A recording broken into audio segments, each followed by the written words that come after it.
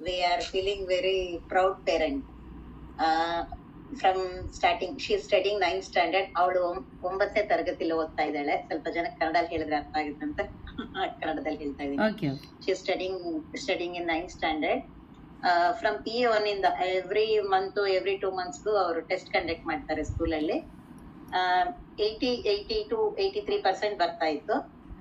ನಾವು wish list ಅಲ್ಲೂ ಬರ್ಕೊಂಡ್ವಿ. Every day ಶಾರದಾಕ ಅದರಂತೂ bless ಮಾಡ್ಬೇಕಾದ್ರೆ ಮಕ್ಕಳ ಸ್ಕೂಲ್ನ ಅವ್ರ ಎಜುಕೇಶನ್ ಎಲ್ಲದನ್ನೂ ಚೆನ್ನಾಗಿ ವಿಜುವಲೈಸ್ ಮಾಡ್ಕೊಂಡು ಬ್ಲೆಸ್ ಮಾಡಿ ಅಂತ ಹೇಳ್ತಾ ಇದ್ರು.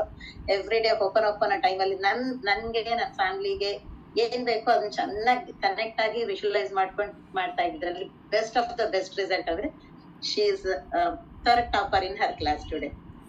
She got 91.2%. I am very, very, very happy. Extremely happy. Congratulations, Chitra. Congratulations, Chitra. Thank you. అందరూ బంగారు పెట్టుకొచ్చేయండి.